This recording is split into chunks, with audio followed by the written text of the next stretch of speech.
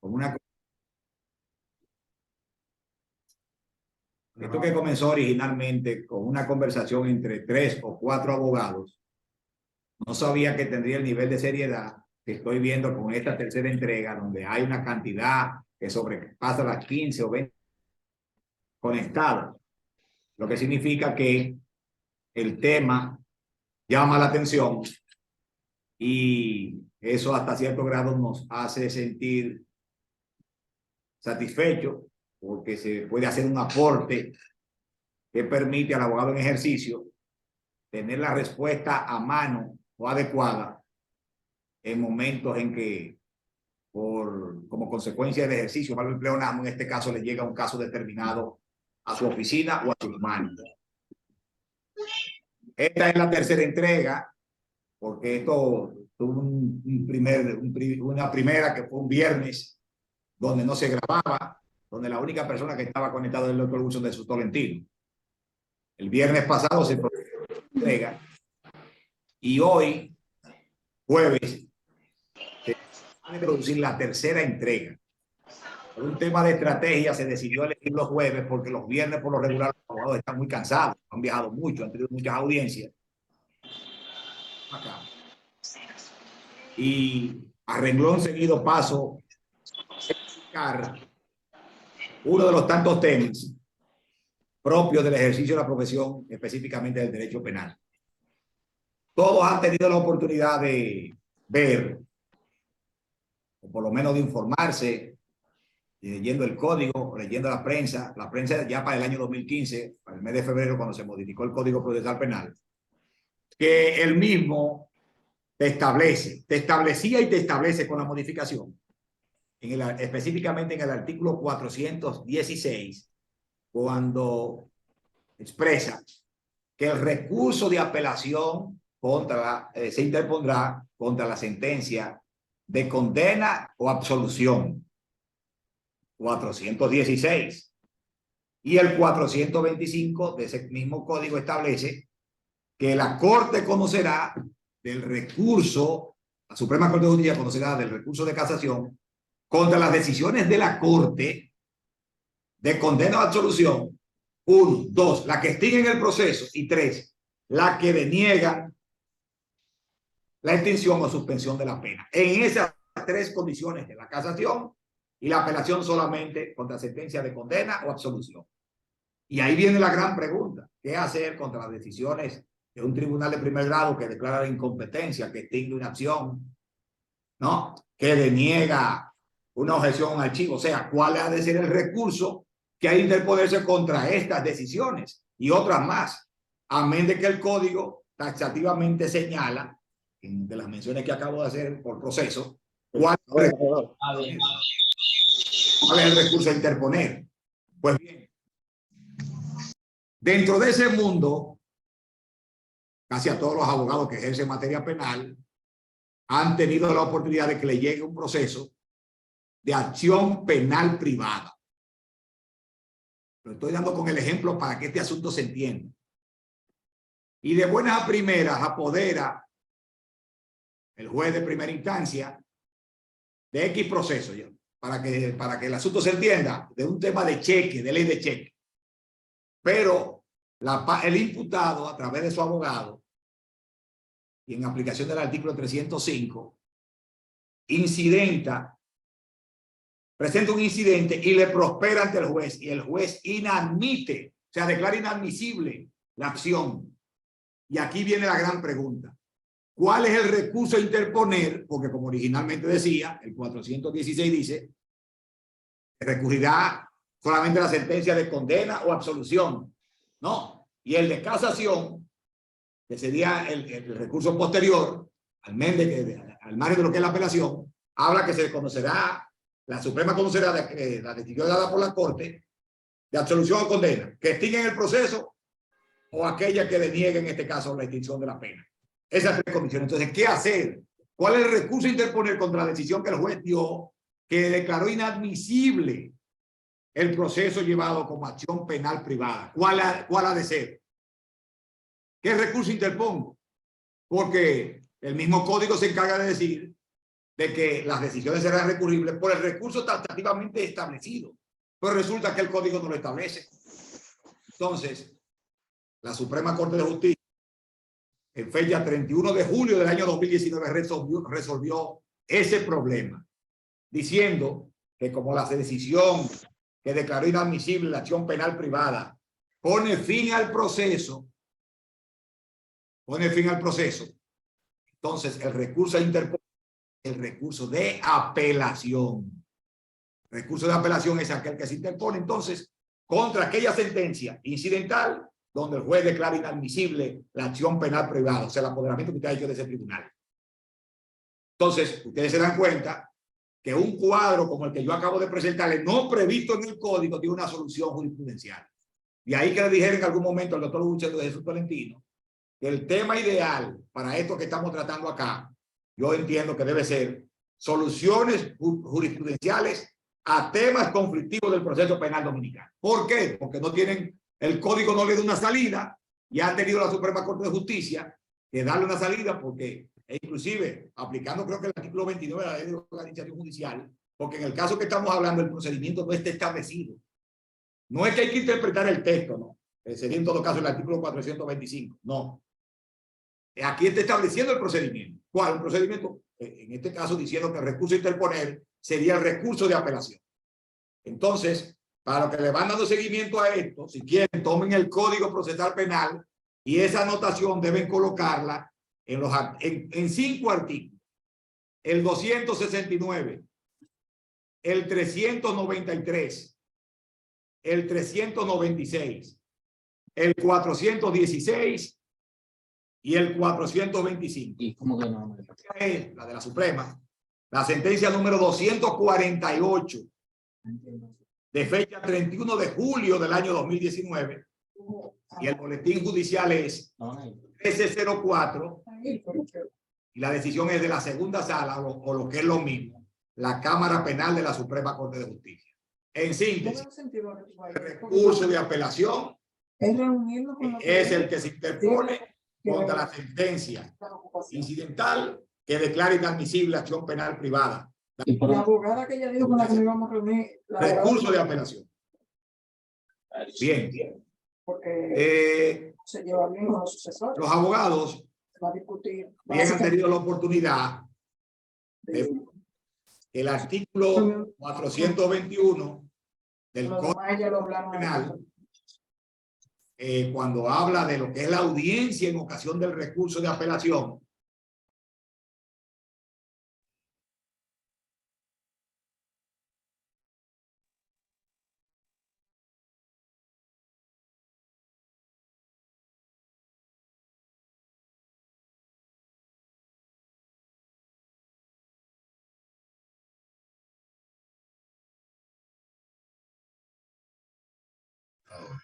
Mi distinguido colega, el maestro Guariones, prenda el micrófono.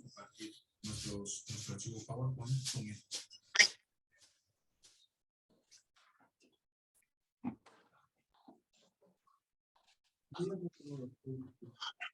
Ahora escucho. ¿se escucha ahora? Sí, sí. La última idea, por favor, que se silenció el micrófono. Pero ¿del primer problema o del segundo? Del segundo.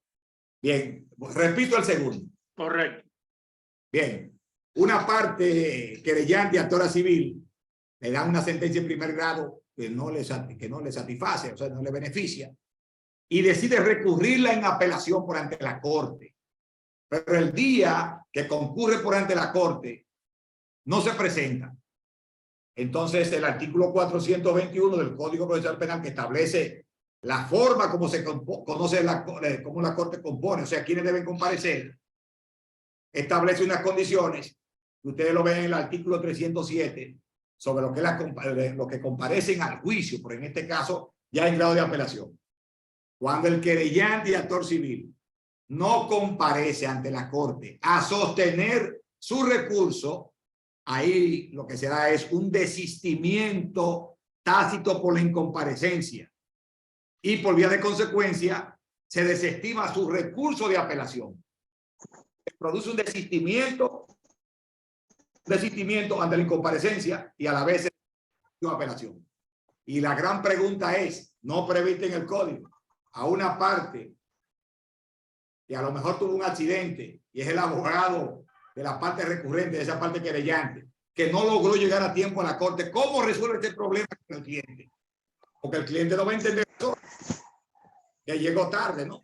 Estamos hablando de lo que es el día a día en el ejercicio, ¿eh? ¿Cómo se resuelve? Recuerden que la decisión de la corte fue desestimando, o sea, pronunciando el desistimiento ante la incomparecencia y a la vez desestima el recurso de apelación de la parte querellante. Esa es la solución. ¿Cómo se, qué se puede hacer para volver nuevamente a la corte? El artículo 409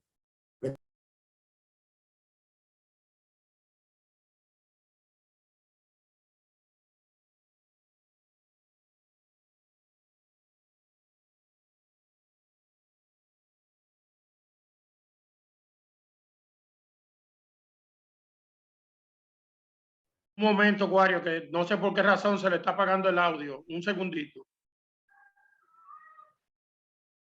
Prende el audio, Reader, por favor. Ok, correcto. Ahora, doctor. ¿Hasta qué tanto pudieron escuchar, Tolentino? Dice. Se quedó en el artículo 409. A partir de ahí se fue el audio. Bien.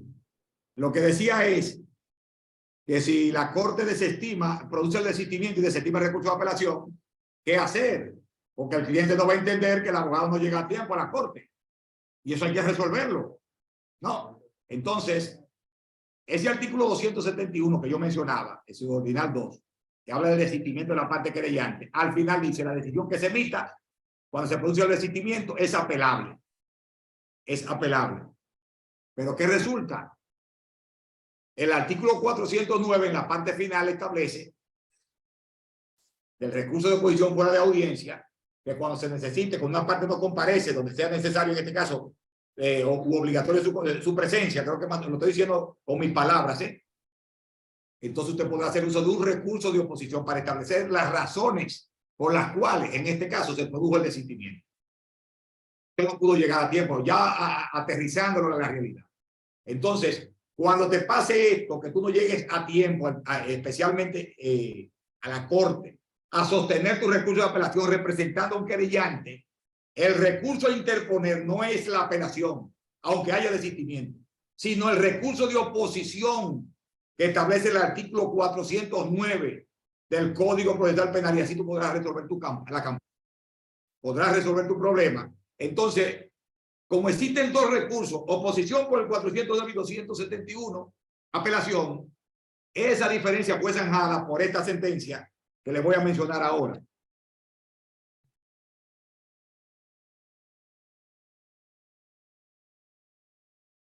Es una resolución y es la resolución número 3122. Resolución número 3122 del 2 de agosto del año 2019. Judicial 1305. Y también lo dio la Cámara Penal o lo que es la segunda sala de la Suprema Corte de Justicia. Diciendo, o sea, a través de esa resolución fue que se estableció que una parte querellante que no se presenta a la Corte a sustentar su recurso y se produce por sentencia de la misma Corte, se pronuncia el desistimiento y se desestima su recurso de apelación, entonces el recurso a interponer es el de la oposición, no el de la apelación. Porque a través del de la oposición tú tienes la garantía de que puedes expresar a la Corte las razones por las cuales no pudiste llegar a tiempo. Y si prospera las razones que tú explicas en tu recurso de oposición, como natural, se va a reabrir nueva vez el escenario de tu recurso de apelación para que presente los méritos o los medios o los motivos de tu recurso. Esa es la solución que se le buscó a eso. Ese es el segundo problema. Un tercer cuadro que se presenta es el siguiente.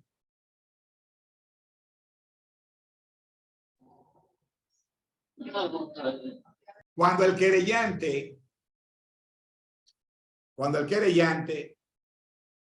en primer grado, en un asunto de acción penal privada y constituida en actor civil no asiste al tribunal,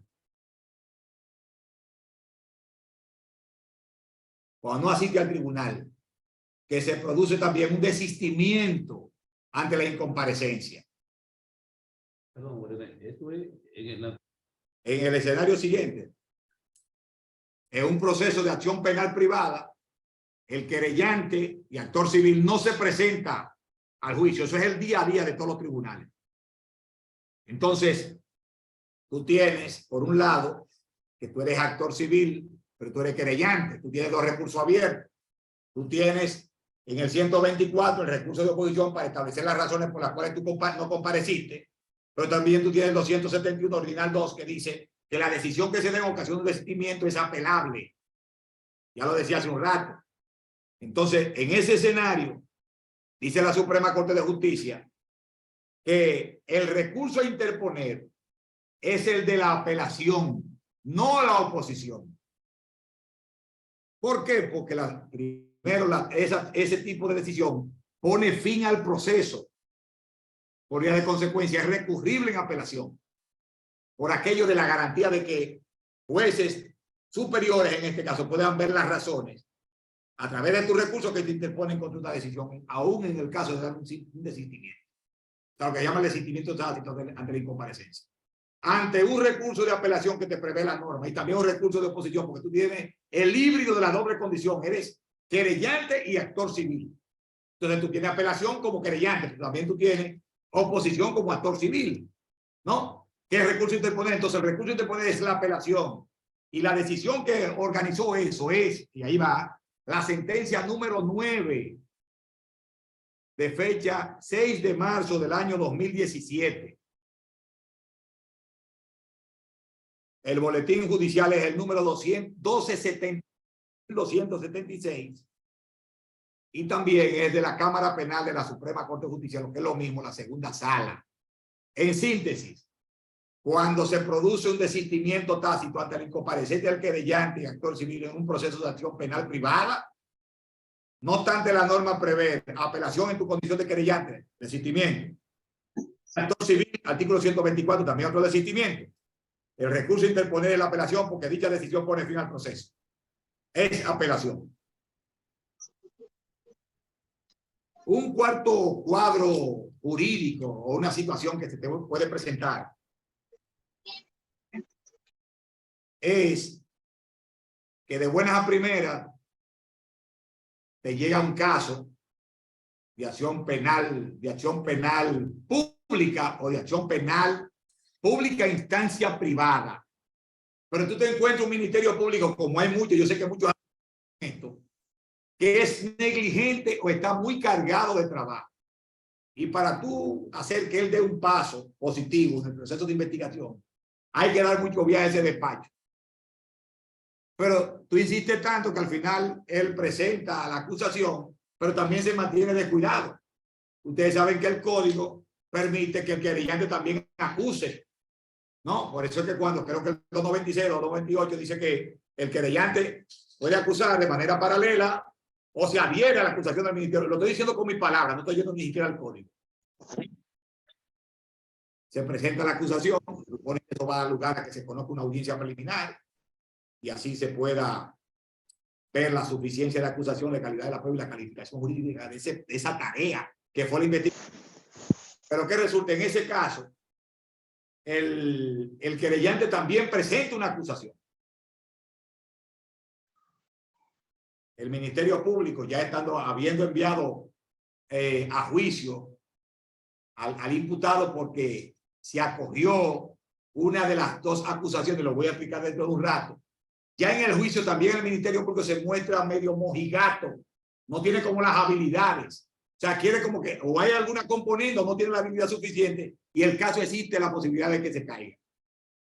Entonces, dice el artículo 302 de ese Código Procesal Penal que como el auto de apertura a juicio se da en base o a la acusación del Ministerio Público o a la acusación del querellante, oigan esto, entonces ya en el juicio, si el Ministerio Público se muestra negligente o abandona, entonces la jurisprudencia permite, una interpretación del artículo 302, que el querellante asuma el papel del Ministerio Público. Porque el artículo 302 dice que el auto de apertura a juicio se dará o atendiendo la acusación del público o atendiendo la acusación del querellante. Un asunto muy lógico. Por vía de consecuencia, él puede asumir todo lo que es el juicio, acusar, ¿no? Y desarrollar todos los juicios, hasta las conclusiones finales de los juicios. Entonces, en síntesis, el querellante puede asumir el papel del Ministerio Público en el juicio, porque el auto de apertura a juicio se da atendiendo o a la acusación presentada por el Ministerio Público o la acusación, en este caso, presentada por el querellante. Eso que no está previsto en el código, salvo que el código dice que el querellante también puede acusar de manera muy ladina, sin explicarlo. Entonces la jurisprudencia determinó eso. Y eso vino de la siguiente sentencia. La sentencia es la número 476 de fecha 19 de junio del año 2017. Boletín Judicial 1279 y también la dio la segunda sala, o lo que es lo mismo, Cámara Penal de la Suprema Corte de Justicia. En juicio, el querellante puede asumir el papel del Ministerio Público.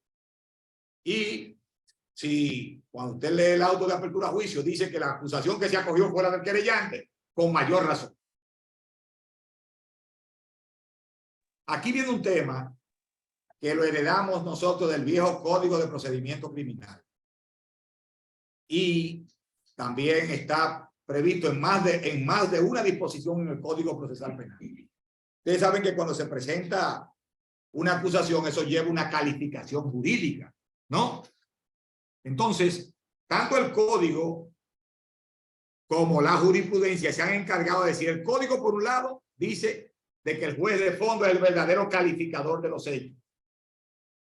Pero ¿qué resulta? Cuando la acusación se presenta para juicio, lleva una calificación que le ha dado el Ministerio Público, que ya ha acogido el juez de la instrucción en ocasión de la autoapertura a juicio. Entonces la Suprema ha permitido que el Ministerio Público, el acusador público, varíe la calificación en el juicio, siempre y cuando no sea en perjuicio del imputado, porque entonces ahí entra el papel del juez, que debe ser una advertencia de que existe la posibilidad por la ocasión de la instrucción de que intervenga una nueva calificación, El acusador público, que es el Ministerio Público, puede variar la calificación siempre y cuando no sea en su perjuicio en ocasión del juicio. Entonces, eso ustedes lo van a encontrar en la sentencia número 85. Y ahora doy la síntesis de fecha 6 de febrero del año 2017.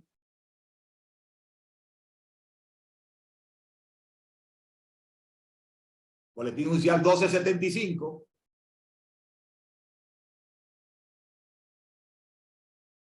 Y es de la segunda sala, o lo que es lo mismo, Cámara Penal de la Suprema Corte de Justicia. La anotación anterior, en cuanto a los que tienen un código a mano y lo van anotando, la sentencia anterior, que habla de que el querellante puede asumir el papel del Ministerio Público, eso deben colocarlo en el artículo 302 del Código Procesal Penal. Es el anterior, que no le dije a qué disposición, en el 302.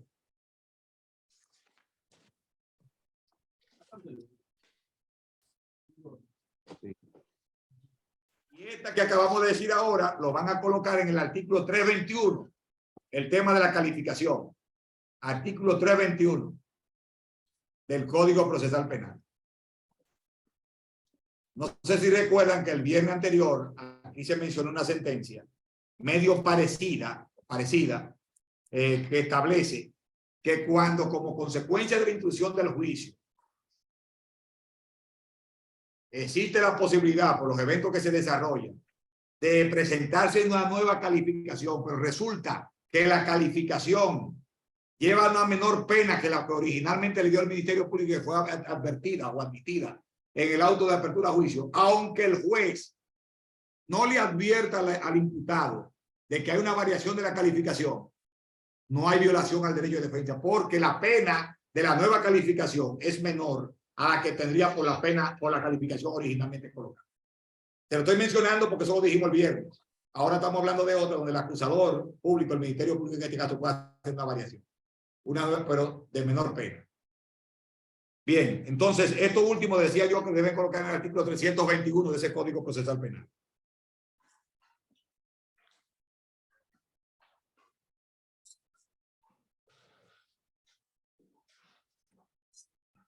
Hay un detalle muy particular que los abogados, punto 6, vamos a decir así, pasamos por alto.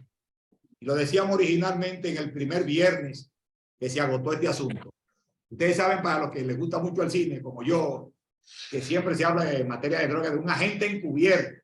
¿Lo recuerdan? El famoso agente encubierto. Eso se ve como muy de ficción, ¿no? Pero resulta que sí, nosotros tenemos en nuestra legislación el agente encubierto. Y la Suprema, en una decisión muy interesante, lo definió y dijo cuándo opera, cuándo interviene y en cuáles circunstancias.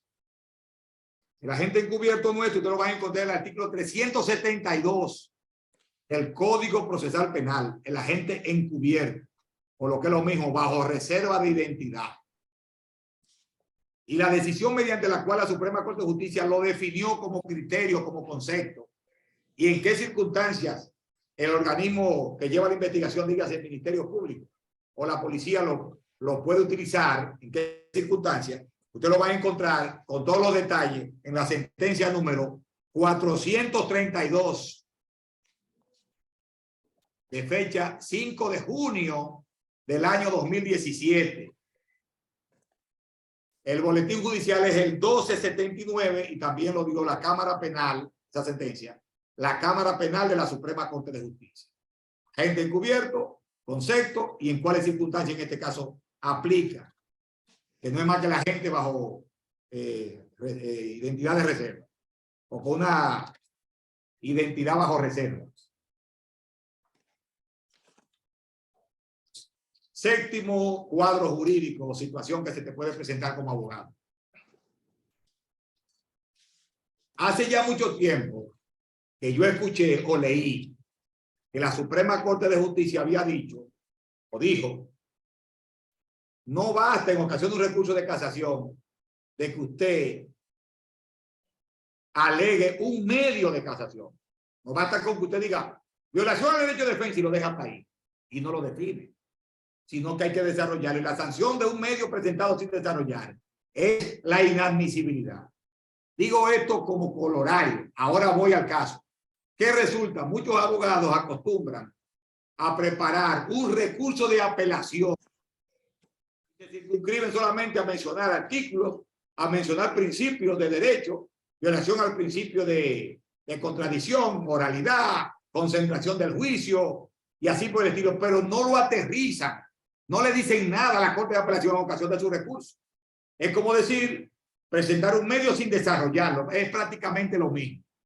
Pues déjeme decirle que ese criterio que yo acabo de mencionar y que leí hace mucho tiempo en ocasión de un recurso de casación, por abstracción, la segunda cámara, o lo que es la Cámara Penal de la Suprema Corte de Justicia, lo lleva y lo asimila al recurso de apelación de que no basta con que tú hagas una relación de leyes y de principios sin motivar y fundamentar, o sea, hacer este silogismo de razonamiento, que la crítica, el problema y cómo se resuelve, cómo la Corte lo resolvió y cómo tú lo criticas. O sea, lo que es fundamentar un medio que tú desarrollas en ocasión de recurso de apelación, eso tú no lo haces. Tú te quedas solamente mencionando artículos y principios y más nada. Entonces la sanción de eso es también la inadmisibilidad. Esa es la salida que la Suprema Corte de Justicia le ha dado. Y está llamada a ser pronunciada. ¿Sabe por qué? Por la Corte de Apelación debe declarar inadmisible ese recurso porque el mismo artículo 418 te dice que tú debes desarrollar el medio, ¿no? Y fundamentarlo. Y lo que tú pretendes en ocasión de tu medio, ¿no? Entonces, si tú no llevas a cabo eso y la Corte ve en esa formalidad que debe tener un recurso que tú no desarrollas el medio, entonces te lo va a declarar inadmisible. Entonces, eso usted lo va a encontrar en la sentencia número 363 de fecha 8 de mayo del año 2017 y se encuentra en el boletín 1278 también de la Cámara Penal de la Suprema Justicia. la nota de esa sentencia, para los que llevan un código anotado, deben colocarla en los artículos 417 y 418 del Código Procesal Penal. Ahí es que está la formalidad del recurso de apelación. Entonces, vuelvo y repito, la sanción ante un recurso que no desarrolla los medios es la inadmisibilidad, porque no tiene, como dijo una decisión, creo que del 2016, ya le hemos hablado con algunos colegas que están en este caso conectados, no tiene contenido ponderable. Esa es la expresión que encontró la Suprema en algún momento determinado. No tiene contenido ponderable. No hay nada que ponderarle a ese recurso. Entonces, repito, artículo, sentencia número 373, ya dije la fecha, dije el boletín y es de la segunda sala.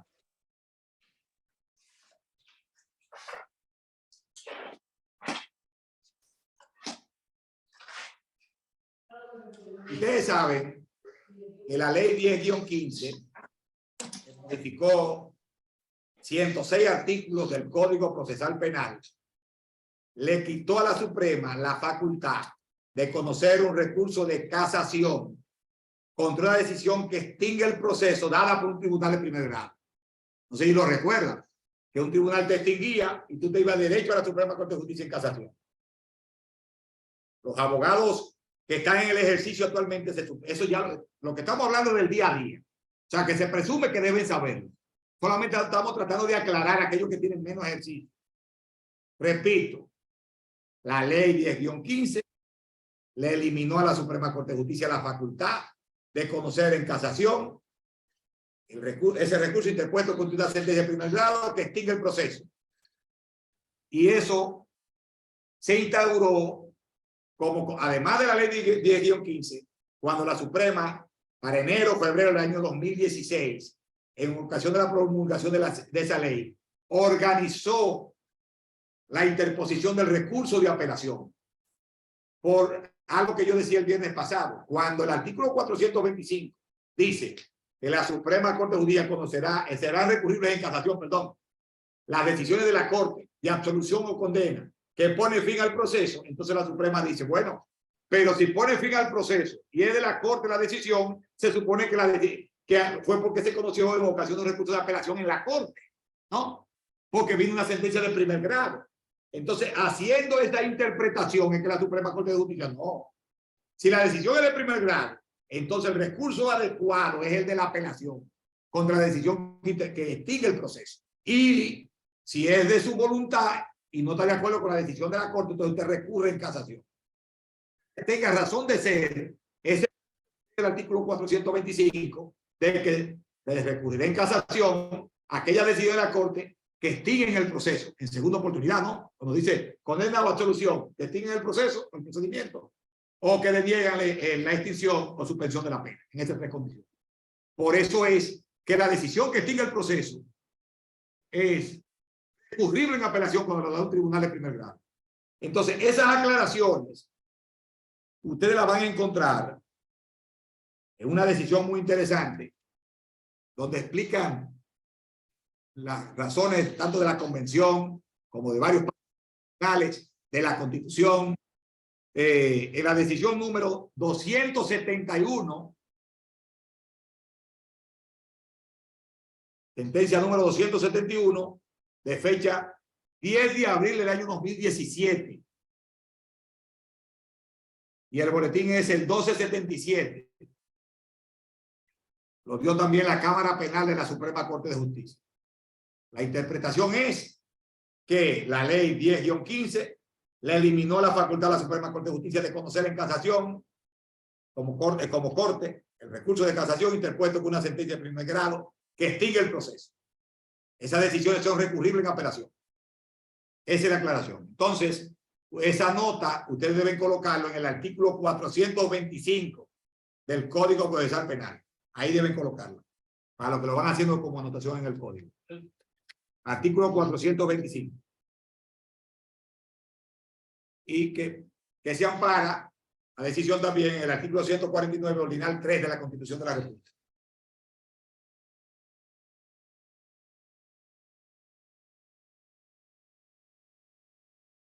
En una conversación entre abogados, comentábamos de que, ya les recuerden que el artículo 421 del Código habla de la audiencia en ocasión de recursos de apelación, ¿no? Y el 307, porque te remite al 307, ¿qué hacer cuando una parte de los actores de la audiencia no comparece? Entonces la gran pregunta es, ¿puede producirse un desistimiento tácito cuando el imputado no comparece a sostener su recurso? Esa es la gran pregunta. Y la respuesta es no. No hay desistimiento tácito cuando se trata del imputado. Puede serlo con el querellante, no así con el imputado. Por una disposición expresa del mismo código en el artículo 398. El imputado solamente desiste de su recurso de apelación cuando lo hace de manera expresa en el tribunal, lo encomienda con un poder especial a su representante legal, dígase al abogado. Entonces, cuando en algún momento tú estés en la corte y el imputado no comparece, y tú como actor sentado ahí en los bancos, que un ministerio público esté pidiendo un desistimiento de un recurso de apelación porque el imputado no compareció, su satisfacción será saber que lo que está haciendo el ministerio público es un disparate, el procurador de la corte, por la sencilla razón de que el imputado, de que no hay desistimiento tácito de recurso de apelación por parte del imputado. Tiene que ser por declaración expresa en la secretaría o en el tribunal mismo, o a través de su abogado. Esa aclaración importantísima, usted la va a encontrar en la sentencia número 400 de fecha 22 de mayo del año 2017. Y el boletín judicial es el 1278. También lo dio la segunda sala, o lo que es lo mismo, Cámara Penal de la Suprema Corte de Justicia. ¿Dónde colocar esas notas en el código, en tu código? Bueno, hay 3 artículos que ustedes lo van a hacer. Los primeros lo van a hacer en el 398. En 2 artículos, en el 398, perdón, en 3. 398, el 421 y el 307. En esos 3 artículos del Código Procesal Penal, ustedes pueden colocar esa anotación, en el sentido de que el imputado, no hay desistimiento tácito contra el imputado. Tiene que ser por declaración formal en el tribunal, en la corte.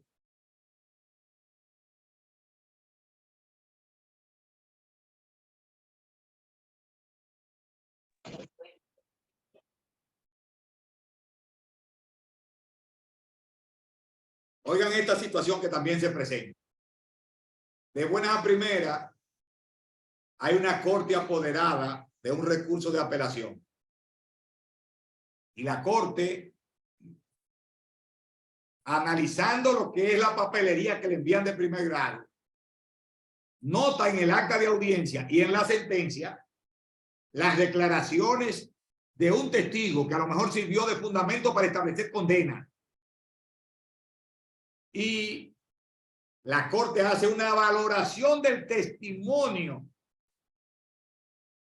diciendo que eso es veraz, pero la corte lo está viendo por la sentencia y por el acta de audiencia, lo que fueron las declaraciones del testigo.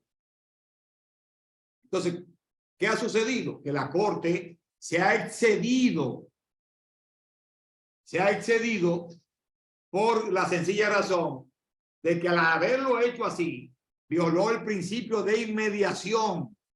De la única forma que un juez, ya sea corte, juez unipersonal o colegiado, puede decir que el testigo fue veraz, es si lo escucha directamente su testimonio.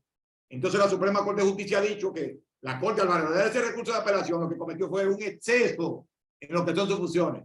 Si había alguna debilidad en ese testimonio, lo que tenía que hacer era, con ese material de consumo, que es el expediente en primer grado, remitirlo en ocasión de un nuevo juicio para que se haga una nueva valoración de la prueba.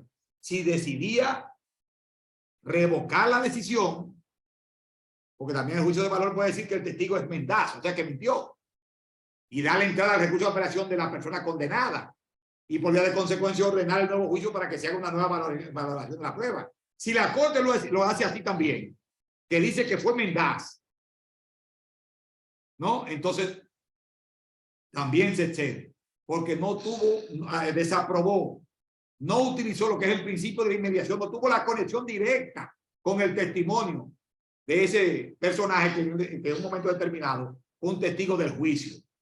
Entonces, ese exceso en sus funciones se le ve como un exceso en sus funciones para cuando en algún momento usted le llegue un caso similar y tengan que recurrir esa decisión, entonces ustedes puedan adelantar de que aquí lo que hubo fue un exceso en sus funciones. Eso usted lo va a encontrar en la sentencia número 347 de fecha 3 de mayo del año 2017. Sentencia 347 del 2017, boletín judicial 1278, también de la Cámara Penal de la Suprema Corte de Justicia.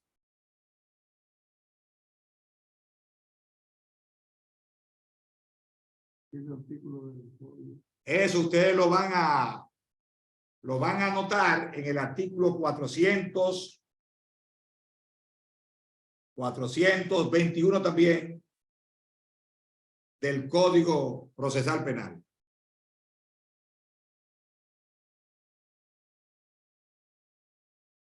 Siguiente cuadro. Cuando yo inicié esta tarde, aludía a una serie de sentencias que el código no dice cuál es el recurso a interponer contra él. Ejemplo,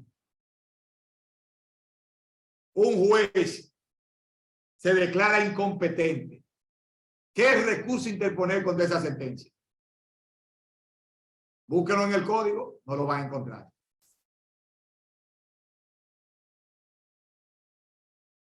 Si el juez de un tribunal de primera instancia, entonces el recurso a interponer, porque el código no lo dice, es el recurso de apelación. El recurso a interponer contra una sentencia dada por un juez de primer grado que declara su incompetencia es el recurso de apelación. Esto no está previsto en el código, entonces esa aclaración ustedes la van a encontrar en la sentencia número 155 de fecha 29 de julio de 2015. 29 de julio del año 2015. El boletín judicial se lo debo. Me tengo el listado aquí. Recuérdenmelo en la próxima entrega. Le debo el boletín y lo dio la segunda sala, lo que es la Cámara Penal de la Suprema Corte de Justicia. La sentencia en competencia de un tribunal de primer grado en materia penal es recurrible en apelación. Y se dice esto porque eso no está previsto en el código.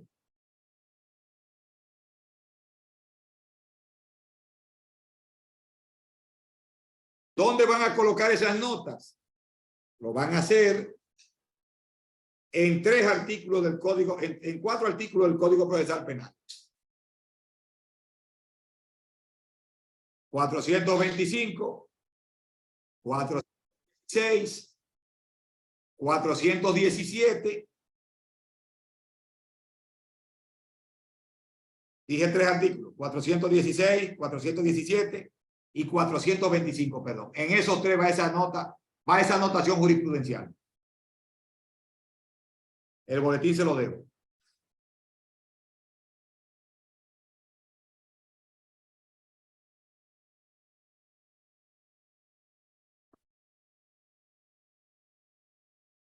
Hoy hay otra sentencia que asume ese criterio también. Ahora en el 2019, anótenlo también.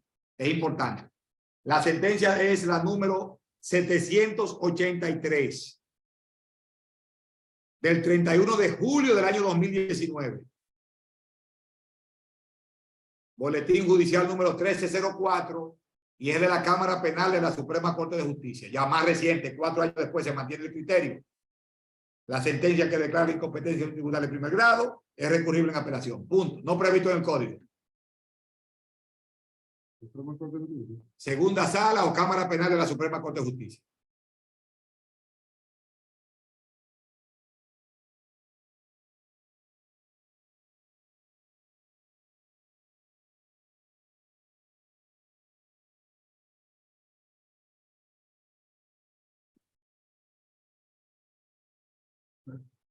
Este artículo corresponde a esta sentencia.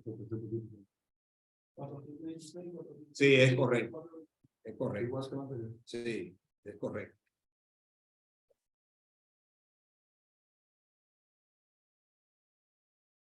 Otra situación que se presenta, y esos son los problemas de los recursos de apelación y los abogados en ejercicio.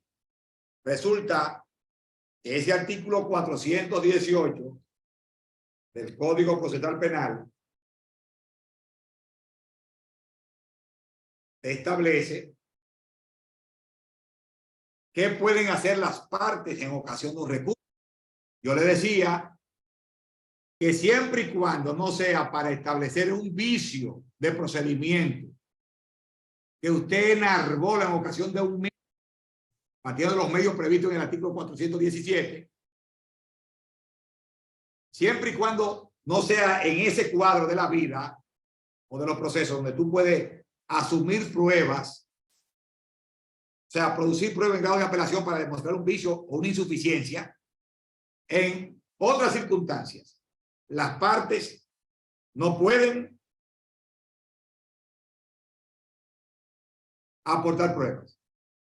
Y solamente de manera muy excepcionalísima al imputado solamente la prueba del descargo. De manera muy excepcional. ¿Pero qué resulta? Vamos a decir que usted alega un vicio de procedimiento y necesita hacer la prueba de eso, del vicio de procedimiento, ya sea porque usted grabara la audiencia en primer grado y usted se examina esa grabación, se ve que no es alterada, usted la suministra, o sin probarlo, usted en un pendrive, una memoria, lo que sea, usted lo deposita conjuntamente con su recurso y resulta,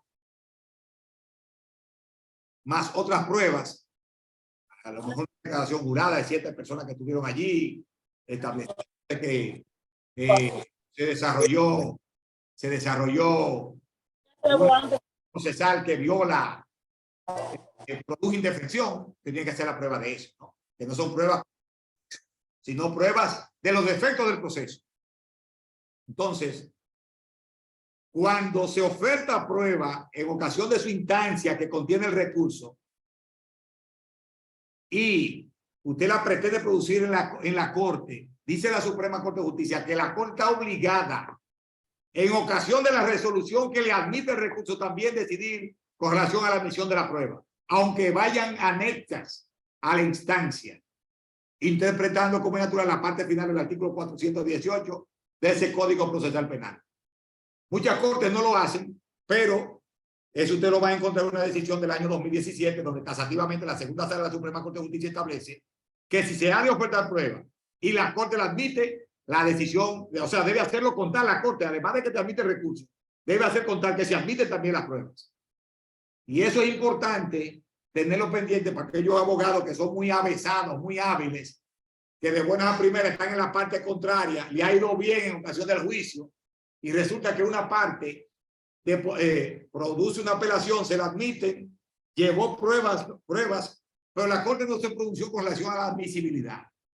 Entonces usted puede sacar esta decisión, porque los jueces, si hay algo que muchos jueces respetan es cuando ven un precedente, salvo que sea de estos jueces que tienen que estar por encima de los códigos y que están por encima del bien y mal, o cuando hay un gran compromiso, ¿no? Y todos los que me están escuchando saben a lo que yo me estoy refiriendo, ¿no? Pero cuando usted va con un precedente en la mano y de magistrado, la Corte no está tuyo con relación a la admisibilidad de las pruebas que aportó el recurrente en ocasión de su instancia, o sea, en ocasión de su recurso.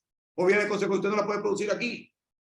Sería lo mismo cuando yo le decía en la entrega anterior que hay algunos recurrentes pretenden reproducir el juicio en grado de apelación. Eso está prohibido. El juicio no se reproduce en grado de apelación. Usted lo que critica es la sentencia a través de los medios que te establece el artículo 417 de ese código.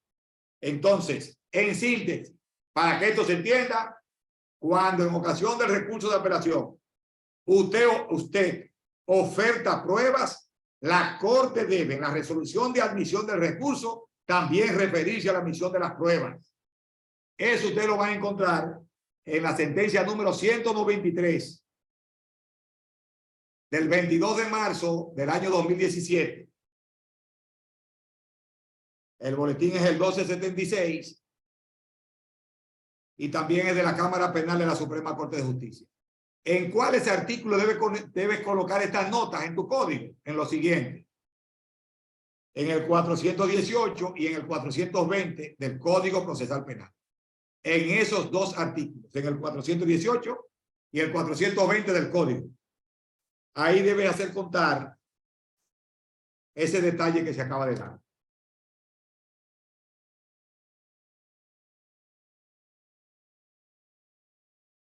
Ustedes saben, hablando ya de otros cuadros de la vida jurídico que se presenta en el ejercicio, es que el código mismo te dice que si por lo avanzado de la hora o por la complejidad del proceso se dictará sentencia, lo estoy diciendo con mis palabras, y uno de los jueces relatores hará un resumen breve de lo que fue la motivación, ya sea para descargar o para condenar, y se ha de dirimir o dejar para otro día la lectura íntegra de la sentencia. Dice la Suprema Corte de Justicia, los jueces te dejan convocado para ese día de allí, ¿no? Y es una obligación, y ustedes van a escuchar la razón de ser por qué es importante ir para el día en que tú quedas convocado a la audiencia, por lo siguiente.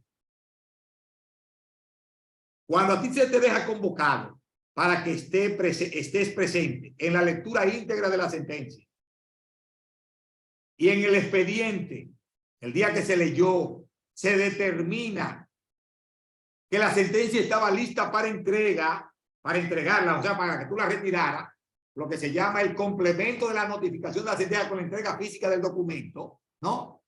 Ese día en que tú quedaste convocado, que se leyó íntegramente la sentencia y que estaba disponible para entrega, si ese día, y si usted no fue, ese día comenzó el plazo para el recurso de apelación. Digo, para el recurso a interponer, en este caso, en caso de que sea, apelación o si es de corte.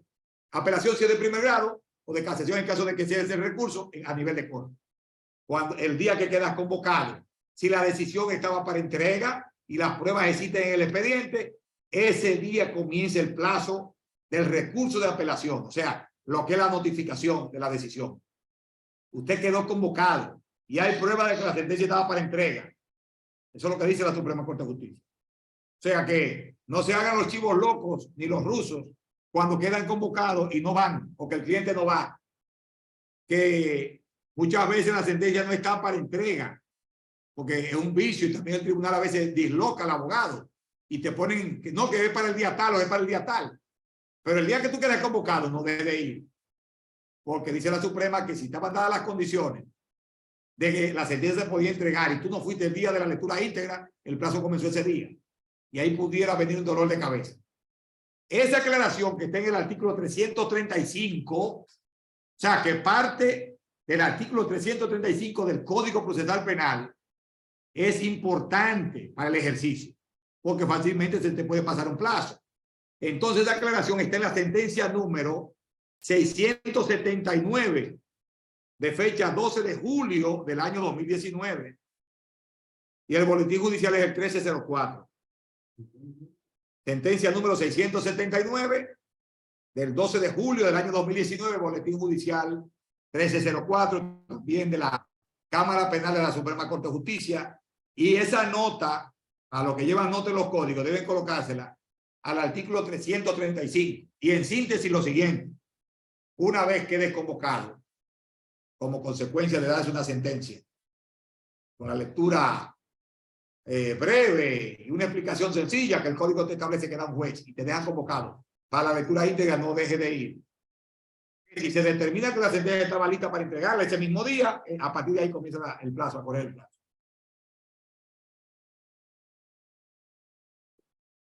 Aquí hay un tema que decíamos ahorita, creo que ya eso se había dicho, pero para los que se conectan por primera vez vamos a repetirlo. Y yo lo dije hace un rato. De buenas a primeras, un abogado pretende producir pruebas en ocasión de su recurso de apelación en grado de apelación, en la corte. Ya le dije en cuál se puede hacer.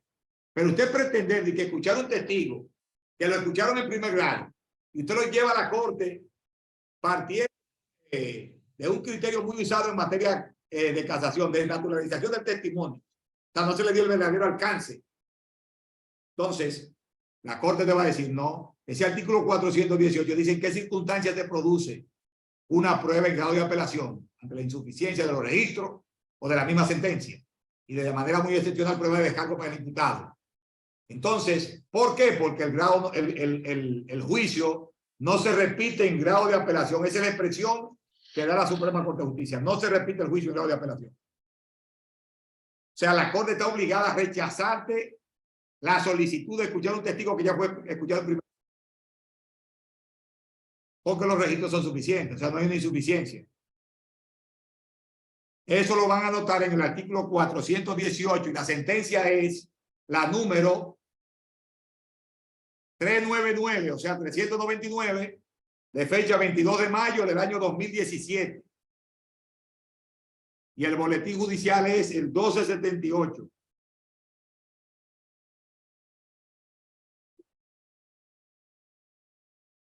El 22 de mayo del año 2017.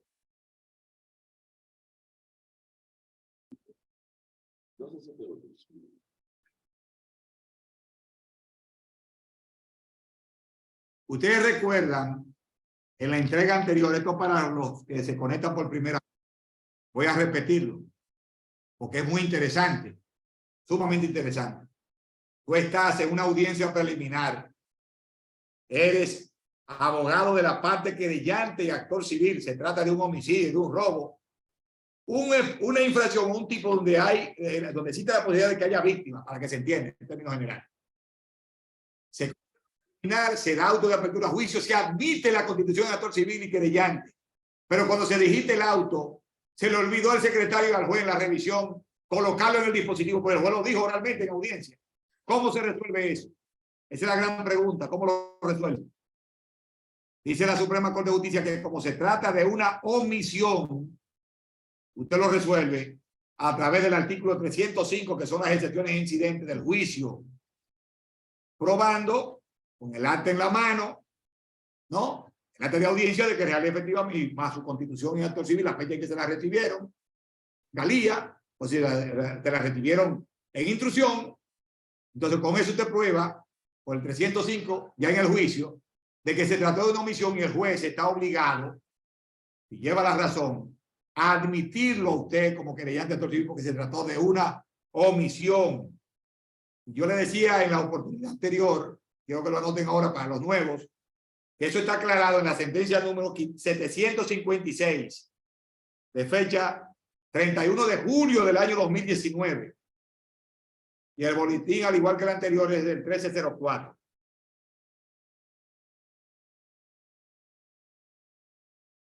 Eso lo van a colocar en el artículo 305 del Código Procesal Penal.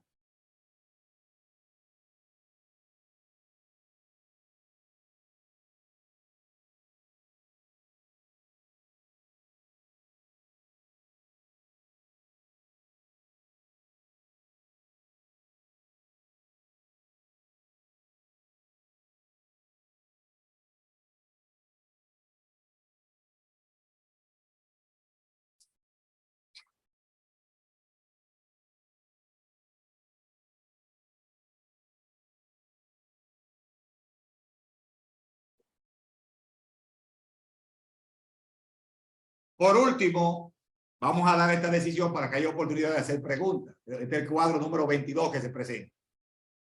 Miren, un juez de instrucción, para ilustrar, rechaza una solicitud de extinción de la acción penal.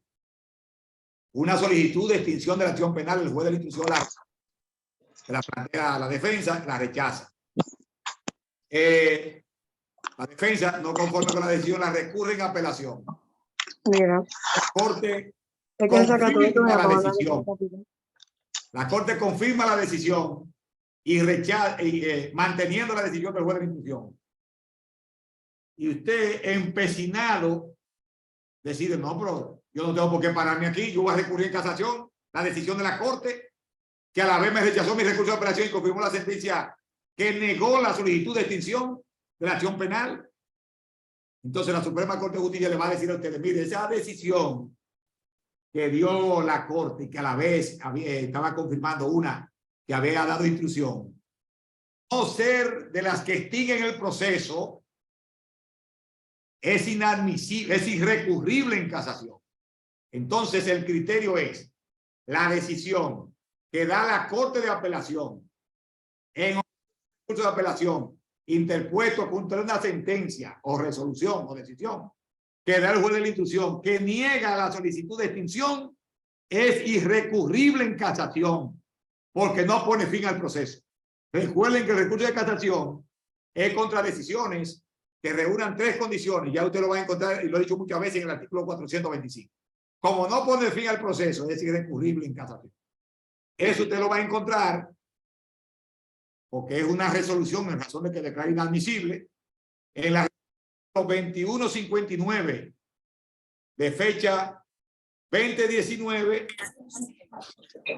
del 31 de mayo del año 2019 y el boletín judicial es el 1302. Repito, resolución número 2159-2019 del 31 de mayo del año 2019. El BJ es 1302 y también la dio la resolución la Cámara Penal de la Suprema Corte de Justicia. Ahí hay, no, hemos comentado 22 decisiones que aclaran 22 problemas no previstos en el código. Y cuando está medianamente previsto, es toda una nebulosa. Entonces, con esto, Tolentino, si me está escuchando, y si hay preguntas, cuando entiendan lo que estén conectados. Stalin, para que usted controle eso. Saludos, buenas tardes nueva vez. Si cualquiera de nosotros tiene alguna aclaración, alguna pregunta que hacer en relación a la participación del doctor José Guarionex Ventura, en donde nos ha entregado alrededor de 22 decisiones que resuelven problemas conflictivos del procedimiento penal, ahora es la oportunidad.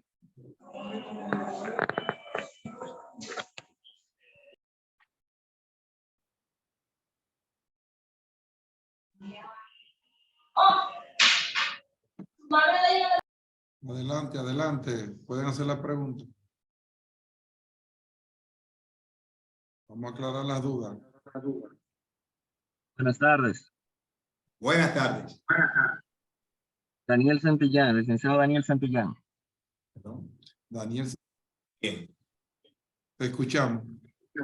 Doctor, usted ha presentado una decisión que aborda un tema que me parece muy interesante y que ha tocado algo que la modificación de la ley 1015 ha puesto de soslayo y es relevante a lo del artículo 303 y el artículo 305. Quiero decir, esos reparos que se toman o que se hacen por vía de incidente ya en el juicio una vez se ha ordenado la apertura a juicio.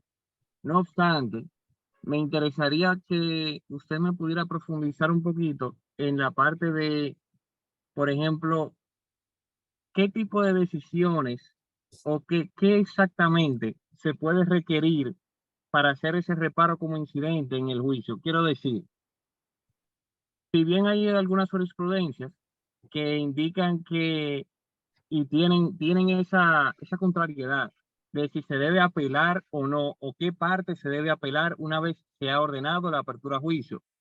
Si la autoridad civil se puede apelar, qué otros aspectos se pueden apelar. Entonces, ahí es que entra eso del párrafo del artículo 303. Y usted tomó en parte esa situación con una de las jurisprudencias magníficas, por cierto, de la que acaba de mencionar, pero me gustaría que si usted puede aclararme un poquito ese asunto. Mire, la primera vez antes de la ley 10-15 que la Suprema Corte de Justicia permitió que se recurriera un auto de apertura a juicio fue precisamente como consecuencia de un error y que se dio con una parte querellante y actora civil, como una situación de hecho bajo el argumento de que esa parte que tenía unos derechos que había que garantizárselos, que no habría más escenario, que no tendría más escenario de tribunales donde manifestarse, o sea, manifestar su queja, que se le escuchara, fue precisamente en ocasión de un auto de apertura a juicio, donde no recuerdo la razón, pero se permitió que fuera apelado Ahora hay otra decisión que yo le entregué en la segunda entrega, o sea, el viernes anterior, donde, y creo que eso va a llenar el cometido, o sea, lo que es su inquietud, de buenas a primeras, el juez de la instrucción, ya sea porque la documentación no estuvo a tiempo o porque se perdió, vamos a decir, para aclarar, se trató como de un homicidio o se trató de un robo, no pudo probar ese querellante, en este caso que fuera pariente de lo previsto en este caso en la jurisprudencia, que tienen calidad o condición para querellarse, y el juez de la instrucción les rechazó la querella de autoridad civil por un tema de falta de calidad. Entonces, en ese tipo de cuadro, donde no habrá ya, eso ya con la ley 10-15, y que tampoco, y que mantiene de que el auto de apertura a juicio es irrecurrible, también intervino otra decisión en el 2019, permitiendo que el auto de apertura a juicio, en la parte del dispositivo de dicho auto, que dice que se rechaza la querella de autoridad civil, esa parte del auto, es recurrible en apelación por ante la Corte. Y es recurrible en apelación esa parte porque la Suprema ya hace mucho tiempo que también dijo que cada ordinal de una sentencia es una sentencia. Entonces, ese ordinal donde se establece que se rechace, esta es la parte que tú vas a apelar, la que rechazó la querella de autoridad civil. Entonces, en términos generales, este asunto se entienda. El código, si tú lo comienzas a revisar, va a encontrar de manera taxativa recursos específicos para ciertas etapas. Pero también así como te dice tal recurso para tal cuadro o tal situación o tal sentencia o tal decisión, también te va a encontrar una situación de que no, de que hace mutis, o sea, hay un silencio total en cuanto a cuál ha de ser el recurso a interponer ante una situación determinada y contra una decisión o resolución determinada. Esa es la situación. Doctor, por favor, para que complete el tema en relación al punto que tocaba el colega, que tiene que ver con la reconsideración por una omisión del juez de la instrucción que se hace en la jurisdicción de juicio propiamente dicho. Bien. No es algo que es una novedad que trajo también el Código Procesal Penal, y es que tú puedes, en ocasión de un error o porque el juez excluyó, porque al final recuerden que el juez de la instrucción lo que valora atendiendo o analizando lo que fue esa investigación y con el acto con que esta concluye en caso de que sea una acusación, valora tres condiciones: suficiencia de acusación, calificación jurídica y la legalidad de la prueba. Si un juez entiende que el X prueba admitida por el Ministerio Público, sometidas o por un querellante, son ilegales y las excluye, tú puedes, atendiendo esa disposición del artículo 303 y atendiendo también a la disposición del artículo 305, donde te va a mandar el 303, hacer que el juez del juicio, el presidente del tribunal, porque es un incidente de procedimiento, atienda a una eventual reconsideración de lo que fue la decisión del juez de la instrucción, que te rechazó por la razón cual que sea, puede ser la que yo expliqué ya, una prueba que tú sometiste, y se la plantea al mismo juez del juicio, al presidente, porque es un incidente, la reconsideración con el propósito de que esas pruebas sean incluidas en el juicio. Otra cosa que se acostumbra a ver en el ejercicio, que yo entiendo que es un error: pruebas admitidas por el juez de la instrucción que tú entiendes que son ilegales y que debe también planteárselo como incidente al juez de fondo para que las excluya. Eso es posible, porque recuérdense que ese artículo 26 dice en todo estado de causa, y a los que le han dado seguimiento de antaño, a lo que es el proceso penal con el viejo código y con el nuevo código, hay una decisión interesantísima que definió la expresión todo estado de causa, que fue creo que en el plan Renove, algo así, donde se dio una decisión donde la Suprema definió todo estado de causa. Ustedes lo encuentran en el código y dicen, esto será por etapas, serán etapas precluidas. No, esa es una condición que puede ser todo estado de causa en juicio, es un estado de causa. Usted lo puede plantear allí. Creo haber satisfecho, Tolentino, no sé si hay más preguntas. Correcto, Stanley, usted tiene el control para las preguntas. Bien. Stalin salió. Correcto, entonces vamos con Tomás Rojas.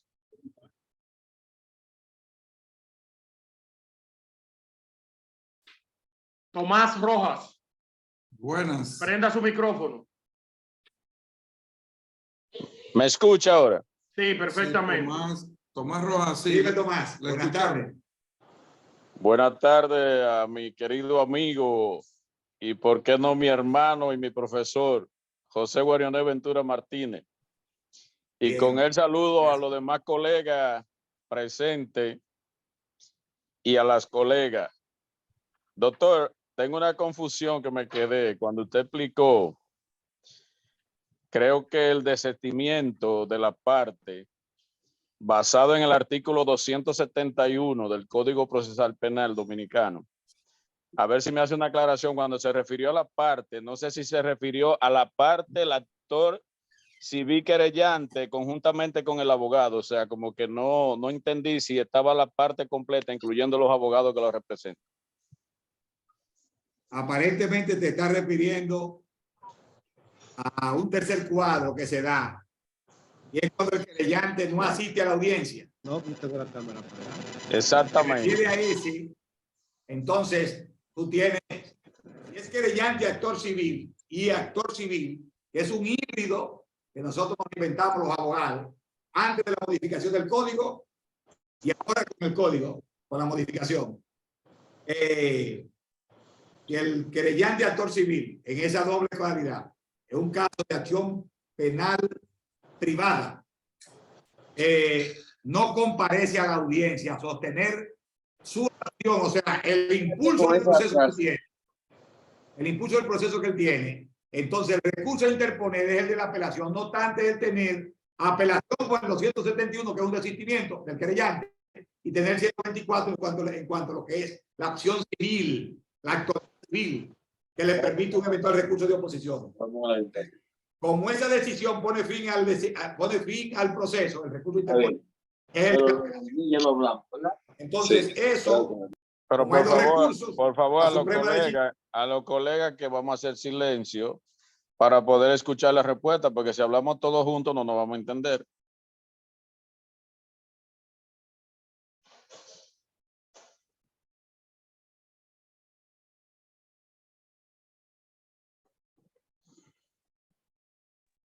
Ya. Repite.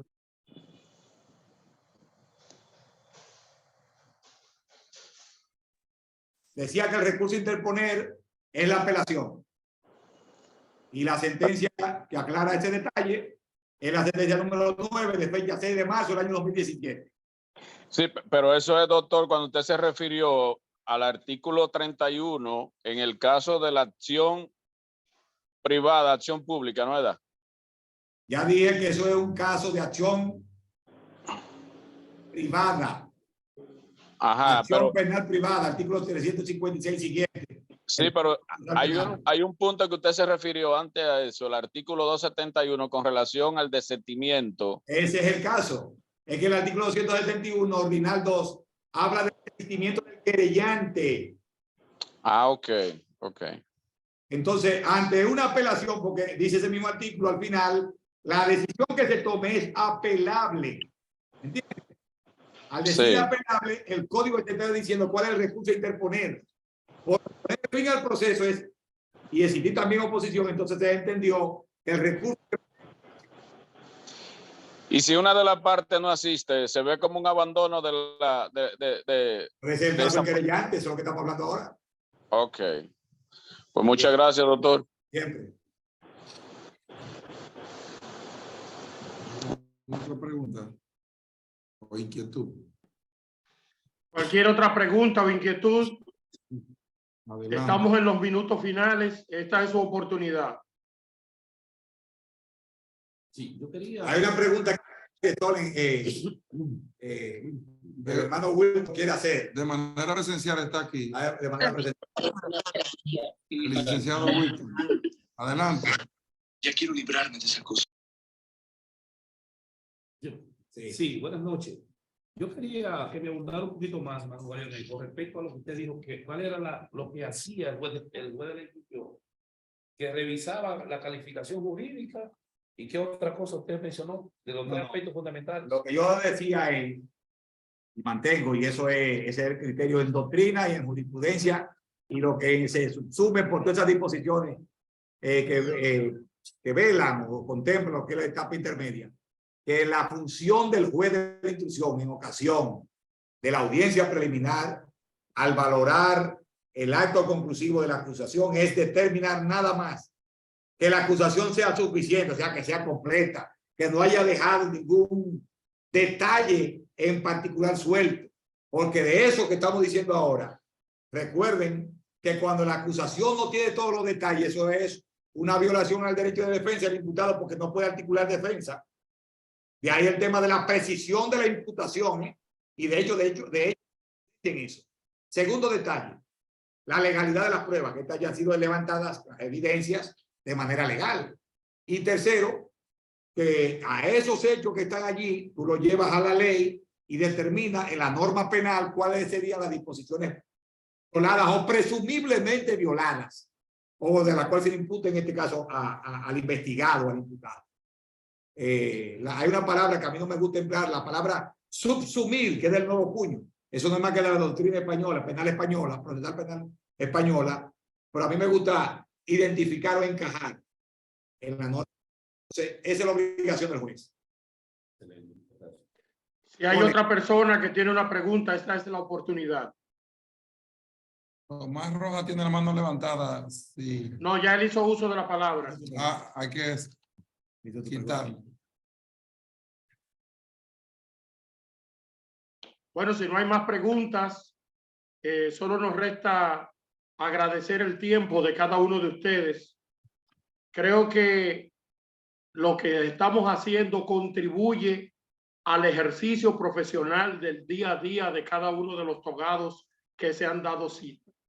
Si ustedes entienden que le ha sido de utilidad y personas que de una u otra forma ustedes tengan vínculos directos, ustedes entienden que le puede ser útil, ustedes pueden convocarlo a través del mismo link, porque es una reunión concurrente para el próximo jueves y todos los jueves en que celebraremos este tipo de encuentro, que viene a fortalecer el ejercicio profesional en materia penal.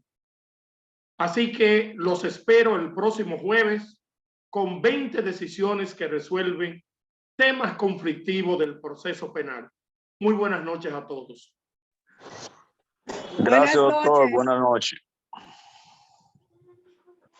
Gracias, buenas noches. Buenas noches a todos. Buenas noches, gracias por participar. Gracias. Buenas noches, muchas gracias. Antonio, cuídate. Gelo, cuídate. Gracias, profesor. Adiós. Ok, doctor, muchas gracias. Adiós. Vaya a todos. Buenas noches. Buenas noches.